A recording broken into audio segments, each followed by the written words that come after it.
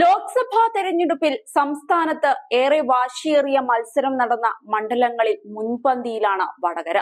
LDFും UDFും എണ്ണയിട്ട യന്ത്രം പോലെ പ്രവർത്തിച്ച വടകരയിൽ വ്യക്തിയധിക്ഷേപങ്ങളും ആരോപണ പ്രത്യാരോപണങ്ങളും നിറഞ്ഞു നിന്നിരുന്നു.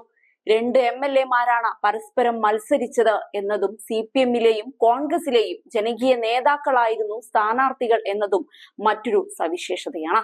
അതിനാൽ തന്നെ ഈ മണ്ഡലത്തിലെ ഫലവും കേരളമൊട്ടാകെ ഉറ്റുനോക്കുന്നുമുണ്ട്. ഇപ്പോഴിതാ വടകരയിലെ ഫലം പ്രവചിച്ച് രംഗത്തെത്തിയിരിക്കുകയാണ് സോഷ്യൽ മീഡിയയിലൂടെ തെരഞ്ഞെടുപ്പ് ഫലം പ്രവചിച്ച് വൈറലായ റാഷിദ് CP. തന്റെ തന്നെ മണ്ഡലമായതിനാലാണ് വടകരയിലെ ഫലം പ്രവചിക്കുന്നത് എന്നും കേരളത്തിലെ മൊത്തം ഫലം വൈകാതെ പ്രവചിക്കുമെന്നും റാഷിദ് പറയുന്നുണ്ട്. വടകരയിൽ ഷാഫി പറമ്പിലിന് മികച്ച ഭൂരിപക്ഷത്തോടെയുള്ള വിജയമാണ് റാഷിദ് പ്രവചിക്കുന്നത്. UDF 48.5% മുതൽ 53.5% വരെ വോട്ട് സമാഹരിക്കുമെന്നും LDF 40.5% മുതൽ 44% വോട്ട് നേടുമെന്നുമാണ് റാഷിദിന്റെ പ്രവചനം. BJPക്ക് 6% മുതൽ 9.5% വോട്ട് ലഭിക്കും. ഷാഫി പറമ്പിൽ 88,500 മുതൽ 1,14,000 വരെ വോട്ടിന്റെ ഭൂരിപക്ഷത്തിൽ വിജയിക്കുമെന്നും റാഷിദ് അവകാശപ്പെടുന്നുണ്ട്. ശൈലജ ടീച്ചർക്ക് പാർട്ടി വോട്ടിനപ്പുറം സമാഹരിക്കാനുള്ള രാഷ്ട്രീയ സാഹചര്യം നിലവിലുണ്ടായിരുന്നില്ല. ടീച്ചർ അമ്മ വിളി പോലും പാർട്ടി സർക്കിളിന് അപ്പുറം വലിയ രീതിയിൽ ഏശിയിട്ടില്ല. കഴിഞ്ഞ നിയമസഭാ തെരഞ്ഞെടുപ്പിലെ മട്ടന്നൂരിലെ വലിയ വിജയത്തിന് ശേഷം ടീച്ചറുടെ പൊളിറ്റിക്കൽ ഗ്രാഫിൽ നല്ല വേരിയേഷൻ ഉണ്ടായിരുന്നുവെന്നാണ് ഇതിനോടൊപ്പം റാഷിദ് ഫേസ്ബുക്കിൽ കുറിച്ചത്. വടകരയിൽ അടുത്ത തെരഞ്ഞെടുപ്പിലെങ്കിലും കോൺഗ്രസിന്റെ സ്ഥാനാർത്ഥി വന്നതിന് ശേഷം LDF സ്ഥാനാർത്ഥിയെ പ്രഖ്യാപിക്കുന്നതായിരിക്കും നല്ലത് എന്നും അദ്ദേഹം കൂട്ടിച്ചേർത്തു. മണ്ഡലത്തിൽ പോളിംഗ് കുറഞ്ഞത് ശതമാനത്തിൽ മാത്രമാണ് എന്നും വോട്ടെണ്ണത്തിൽ ഇത് കൂടുതലാണ് എന്നും റാഷിദ് പറയുന്നുണ്ട്.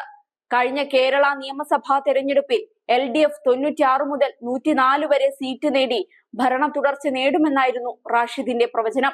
99 സീറ്റ് നേടിയാണ് രണ്ടാം പിണറായി സർക്കാർ അധികാരത്തിൽ വന്നത്. മധ്യപ്രദേശ്, രാജസ്ഥാൻ, ഛത്തീസ്ഗഡ്, തെലങ്കാന നിയമസഭാ തെരഞ്ഞെടുപ്പുകളിലും റാഷിദിന്റെ പ്രവചനം കൃത്യമായിരുന്നു. വടകരയിലെ UDF സ്ഥാനാർത്ഥി ഷാഫി പറമ്പിലിനെതിരെ CPM കടുത്ത വർഗീയ ചാപ്പ കുത്തിയെന്നാണ് KK രമ MLA കഴിഞ്ഞ ദിവസം പറഞ്ഞത്. തെരഞ്ഞെടുപ്പ് തന്ത്രം എന്നുള്ള നിലയിൽ തെരഞ്ഞെടുപ്പ് കഴിഞ്ഞാൽ അവർ അത് നിർത്തുമെന്നാണ് എല്ലാവരും കരുതിയത്. എന്നാൽ തങ്ങളുടെ പരാജയം മുൻകൂട്ടി കാണുന്ന CPM ആ പരാജയത്തെയും വർഗീയ വ്യാഖ്യാനം നൽകി രക്ഷപ്പെടാനുള്ള ശ്രമത്തിലാണെന്നും KK രമ പ്രസ്താവനയിലൂടെ വ്യക്തമാക്കിയിരുന്നു. 2 ക്യാമ്പയിനുകളിലൂടെയാണ് തങ്ങളുടെ എതിർ സ്ഥാനാർത്ഥിയെയും UDFനെയും കടന്നാക്രമിക്കാൻ CPM ശ്രമിച്ചത്. അതിലൊന്ന് ഇനിയും തെളിയിക്കാൻ സാധിക്കാത്ത പോൺ കഥയാണ്.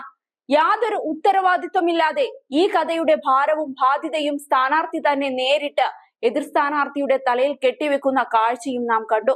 എന്നാൽ LDF സ്ഥാനാർത്ഥിയുടെ വാക്കുകൾ വിശ്വാസത്തിലെടുത്തുകൊണ്ട് തുറന്ന അന്വേഷണത്തെ സ്വാഗതം ചെയ്യുകയായിരുന്നു UDFും RMPIയും.